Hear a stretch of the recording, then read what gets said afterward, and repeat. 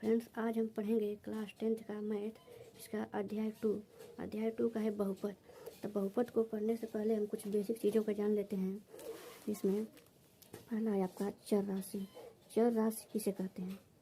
तो चर राशि को हम आमतौर पर अगर समझें ABCD के अक्षर हैं, जैसे X हो गया, Y हो गया, T हो गया, U हो गया, Z हो गया इत्यादि।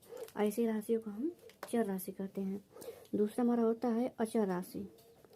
अचर राशि, तो अचर राशि मतलब अंक, जैसे 1 हो गया, 2 हो गया, √7, √10 या 100 इत्यादि, ये हमारे अचर राशि में आते हैं। और तीसरा हमारा हो जाएगा बीजी व्यंजक। क्या होता है? बीजी व्यंजक। बीजी व्यंजक, तो बीजी व्यंजक किसे कहते हैं? तो बीजी व्यंजक होता है कुछ निश्चित चर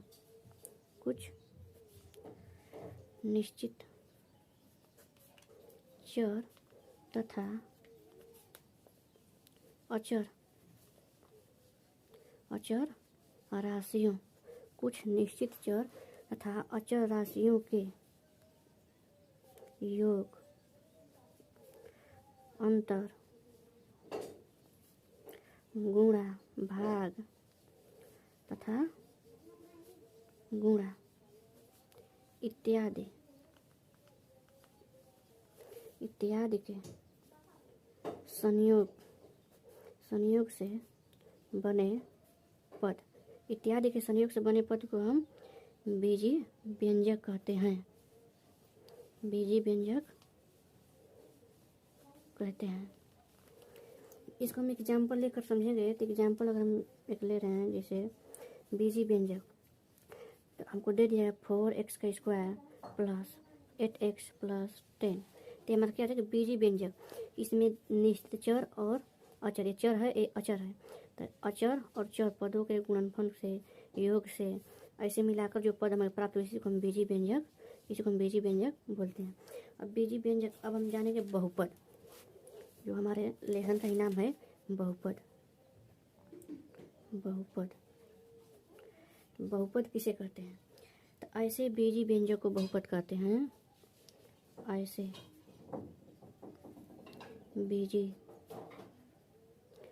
बीजी व्यंजक को बहुपद कहते हैं, जिसमें ये 3 नियम लागू हों। पहला, दूसरा और तीसरा। तो पहले में क्या है? चर की घातांक एक धनात्मक पूर्णांक हो। क्या हो? चर की घातांक एक धनात्मक पूर्णांक हो। मतलब चर की घात पूर्णांक भी होने चाहिए और धनात्मक होने चाहिए, ऋणात्मक नहीं होनी चाहिए। इसमें पदों की संख्या निश्चित हो। क्या हो? पदों की संख्या निश्चित हो। तीसरा नंबर पर हमारा आता है प्रत्येक पद में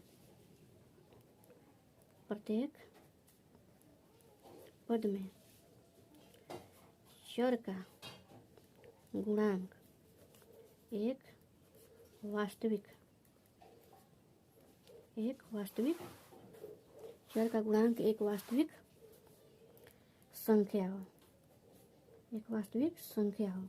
जैसे वास्तविक संख्या मतलब आपका √ में -10 या √ में -5, ऐसे अंक नहीं होने चाहिए। इसको हम एग्जाम्पल लेकर समझेंगे। हम 4 एग्जाम्पल लेंगे और 4 एग्जाम्पल में से हम डिटेल से समझेंगे। एग्जाम्पल, मान लीजिए कि हम पहला एग्जाम्पल ले रहे हैं x² प्लस 8x माइनस का 8। दूसरा हम लेंगे x² प्लस 1/x। तीसरा हम लेंगे x² माइनस का 2x प्लस का 10।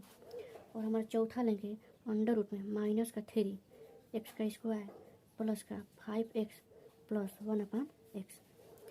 इस 4 एग्जाम्पल में कुछ हमारा बहुपद है, कुछ बहुपद नहीं है।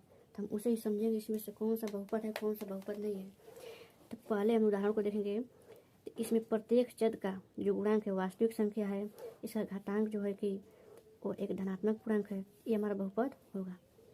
इसमें देखिए, इसमें भी यहाँ पर तो जो इसका घातांक है वो एक धनात्मक पूर्णांक है, ये भी वास्तविक संख्या है, लेकिन जो दूसरे पद में है यहाँ पर 1/x, अगर इसको हम सही से लिखेंगे तो एक्स का स्क्वायर एक्स की पावर -1 हो जाएगा। तो एक्स का स्क्वायर प्लस एक्स की पावर -1, तो इसका घातांक हमारा यहाँ पर एक ऋणात्मक संख्या प्राप्त हो रही है। पूर्णांक तो है लेकिन ऋणात्मक है, इसलिए बहुपद नहीं होगा। इसी को हम ऐसे लिख सकते हैं। फिर तीसरे में देखेंगे तो इसका गुणांक एक वास्तविक संख्या तो है और इसका घातांक भी एक पूर्णांक है, धनात्मक पूर्णांक है। और चौथे में देखेंगे तो हम बोले थे ना कि चर राशि प्रत्येक पद में चर राशि का गुणांक एक वास्तविक संख्या हो, तो यहाँ पर देखिए वास्तविक संख्या नहीं है। और यहाँ पर लास्ट में भी इसका जो घातांक है वो माइनस में जाएगा, जब ये ऊपर जाएगा तो क्या हो जाएगा -1 हो जाएगा, तो ये भी एक धनात्मक पूर्णांक नहीं है, इसलिए बहुपद नहीं होगा। अब बहुपद को तो हम समझ, अब हम पढ़ेंगे बहुपद के प्रकार पद के आधार पर। तो बहुपद एक होता है आपका एक पदी बहुपद। अब हम समझेंगे कि एक पदी बहुपद किसे कहते हैं। तो एक पदी बहुपद ऐसा बहुपद जिसमें केवल एक पद हो। कितने हो? केवल एक पद हो, एक पद हो। इसको हम एग्जाम्पल से समझेंगे कि जैसे 4 हो गया, 4x हो गया, 7x हो गया या 8y हो गया, एक पदी बहुपद है। अब हम पढ़ेंगे द्विपदी बहुपद। द्विपदी बहुपद, द्विपदी बहुपद तो ऐसा बहुपद जिसमें 2 पद हो। कितने पद हो? 2 पद हो। ऐसा बहुपद जिसमें 2 पद हो। इसको हम एग्जाम्पल के लेकर समझेंगे। एग्जाम्पल लें तो हमारा हो जाएगा आपका 7x प्लस का 2 या 8y प्लस का 3। इसमें 2 पद हैं, यहाँ पे एक पद है और यहाँ पे एक पद है, तो इसलिए द्विपद बहुपद हो जाएगा। उसके बाद से अब हम पढ़ेंगे आपका त्रिपद, 3 पद वाला बहुपद, मतलब त्रिपद बहुपद। तो अब हम पढ़ेंगे त्रिपद बहुपद। त्रिपद बहुपद मतलब ऐसा बहुपद जिसमें 3 पद हों। कितने पद? 3 पद हों। इसको हम उदाहरण से समझेंगे। उदाहरण से जैसे 4x का स्क्वायर प्लस 2x प्लस 7 या 7x square plus 10x plus 13। तो ये हमारा त्रिपद बहुपद है। कैसे? इसमें 3 पद हैं, यहाँ पे एक पद है, यहाँ पे एक पद है, यहाँ पर 1 2 3, इसमें कितने 3 पद हो गए। इसमें भी 3 पद हैं, तो इसलिए इसको त्रिपद बहुपद कहते हैं। अब हम पढ़ेंगे शून्य बहुपद। शून्य बहुपद, शून्य बहुपद तो शून्य बहुपद मतलब ऐसा बहुपद जिसमें सभी गुणांक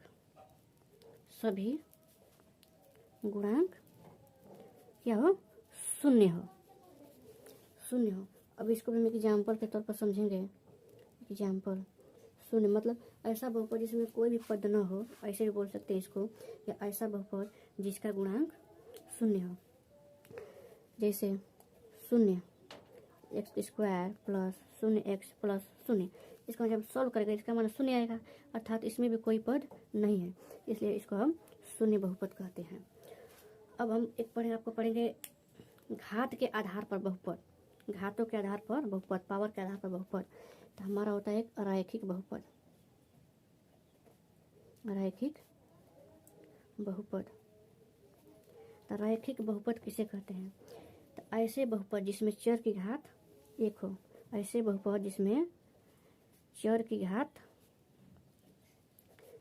1 हो।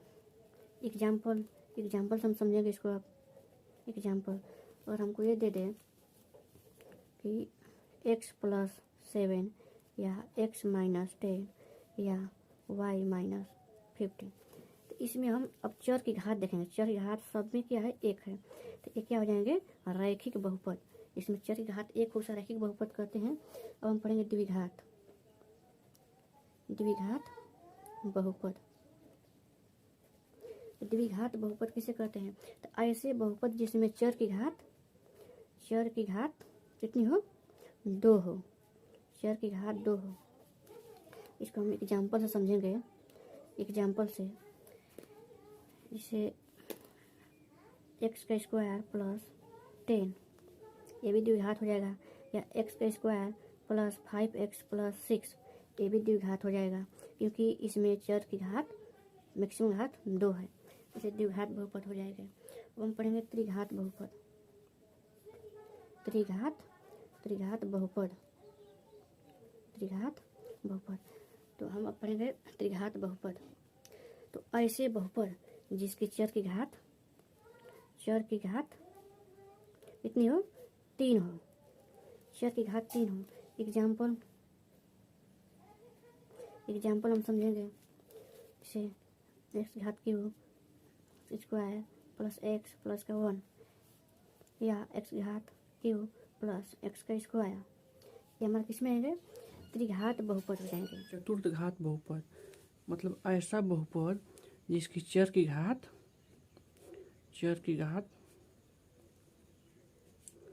4 हो, उसे हम कहते हैं चतुर्थ घात बहुपद। इसे एग्जाम्पल x घात 4 क्यू x घात 2 प्लस x प्लस 5, या x घात 4 प्लस घात क्यू प्लस x स्क्वायर। तो इसमें चर पद की अधिकतम घात 4 के चतुर्थ घात बहुपद होगा। फ्रेंड्स, अब हम जानेंगे शून्यक। शून्यक क्या होता है? तो हम जानेंगे शून्यक। तो शून्यक जो है कि किसी समीकरण के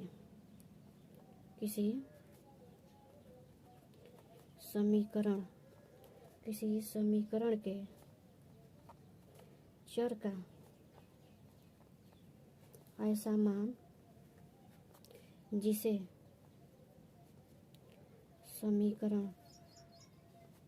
समीकरण में रखने पर समीकरण का मान शून्य हो जाता है। शून्य कहलाता है, मतलब किसी समीकरण के चर का ऐसा मान जिसे समीकरण में रखने पर समीकरण का मान शून्य हो जाता है, उसे हम शून्य कहते हैं। अब हम जानेंगे रैखिक बहुपद का शून्यक। रैखिक बहुपद का शून्यक। इसमें आपको शून्यक अच्छी तरीके से समझ में आ जाएगा फ्रेंड्स। तो हम जानेंगे रैखिक बहुपद का समीकरण। अगर मान लीजिए कोई हमको रैखिक बहुपद दिया है f(x) = ax प्लस b, और इसको शून्यक पूछ रहा है। शून्यक अर्थात k शून्यक पूछ रहा है। मान लीजिए k का मान, k को शून्यक, तो k = माइनस का b अपान का a, जहाँ k शून्यक है, ठीक। तो शून्यक पूछ दे तो लिखेंगे k = माइनस का b अपान का a। इसको हम एग्जाम्पल से समझते हैं। अगर मान लीजिए एग्जाम्पल कोई समीकरण दिया है f(x) = 5x प्लस 10, इसका हमको शून्यक पूछ दे तो हम शून्यक डायरेक्ट लिखेंगे। इसको k = b का मान कितना दिया है? 10, तो 10 और माइनस लगाए तो माइनस लगा देंगे, और अपान a का मान दिया है 5, तो अपान में 5, इसको हम डिवाइड कर देंगे तो 5 दूना के 10 2 बार, तो हमको शून्य कितना प्राप्त हो जाएगा? माइनस का 2। अब जो शून्यक हम आपको बताए किसी समीकरण के चर का ऐसा मान जिसे समीकरण में रखने पर समीकरण का मान शून्य हो जाता है, तो हम जो शून्यक है इसको हम समीकरण के चर पद में रख देंगे, इस समीकरण का मान शून्य हो जाएगा। इसको भी हम देख लेते हैं। f(x) = 5 × माइनस का 2 और प्लस का 10, 5 दूना के 10 है, माइनस का 10 और प्लस का 10, ओके। तो ये हमारा हो जाएगा शून्य, इसलिए इसको हम इस समीकरण का शून्य कहेंगे। ओके फ्रेंड्स, अब हम जानेंगे अक्षों के बारे में, जो प्रश्नावली 1 को हल करने के लिए 2 के a को अक्षों के बारे में। फ्रेंड्स, इसको अच्छे से समझिएगा आप। ए होता है x अक्षित, ए होता है y, ये y डैश होता है और ए x डैश होता है। तो इस ये जो रेखा है इसको हम बोलते हैं x अक्ष। इस रेखा को हम क्या बोलते हैं? इसको बोलते हैं हम एक्स अक्ष। और ये जो रेखा है इसको हम बोलते हैं, पूरी रेखा को क्या, वाई अक्ष। वाई अक्ष, इसे हम बोलते हैं वाई अक्ष। तो अगर मान लीजिए कि कोई रेखा ऐसे गई है और हमसे क्वेश्चन पूछ दे कि एक्स अक्ष पर शून्यक बताओ, तो ये जो घुमा वाली जो रेखा है, ये रेखा एक्स अक्ष को जितने बिंदुओं पर काटेगी उतने ही इसके शून्यक होंगे। तो ये 3 बिंदुओं पर काट रही है, एक यहाँ पर, एक यहाँ पर, एक यहाँ पर, तो इसके शून्य कितने होंगे, 3। इसी प्रकार से हम प्रश्नावली 2 के ए को सारे क्वेश्चन को सोल्व करेंगे। तो फ्रेंड्स यहाँ पर देखिए प्रश्नावली 2A क्वेश्चन पहला, किसी बहुपद f(x) के लिए y बराबर f(x) के ग्राफ दिए हैं, प्रत्येक ग्राफ में f(x) के शून्यकों की संख्या पूछ रहा है। तो इसमें x अक्ष पर जितने भी कटान बिंदु होंगे उतने ही इसके शून्यक होंगे। तो पहले में कटान बिंदु 1 है तो इसके शून्यक 1 होंगे, क्योंकि ये वाली रेखा x अक्ष को एक बिंदु पर काटी है। दूसरे में ये जो रेखा है x अक्ष को कहीं पर भी काटी नहीं है, तो इसके शून्यक 1 भी नहीं होगा, इसके शून्यक 0 हो जाएंगे।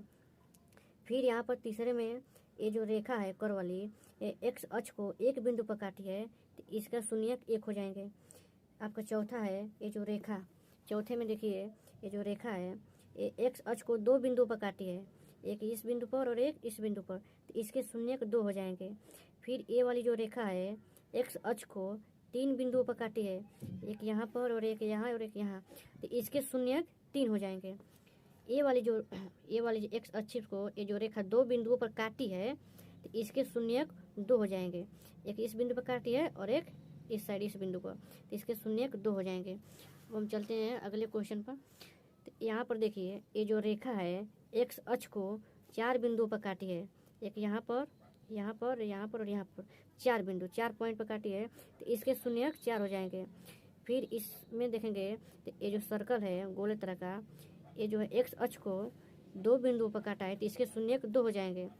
फिर यहाँ पर x अक्ष को ये जो रेखा है x अक्ष को 4 बिंदुओं पर काटी है, एक यहाँ पर, एक यहाँ और एक यहाँ और एक यहाँ, तो इसके शून्यक 4 हो जाएंगे।